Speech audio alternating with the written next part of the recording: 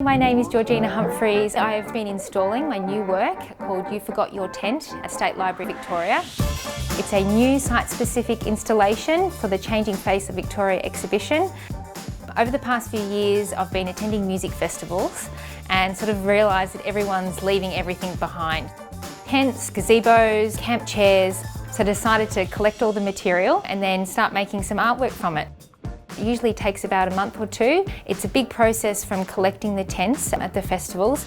They often come back to my studio and pretty grubby, so they all need to be cleaned and washed out in the garden and hung out to dry like you would do your normal washing. And then they all get cut down to size into the individual triangles and pieced together almost like a giant patchwork, and then bound together with all this binding that I've created with the gazebos that I've collected as well.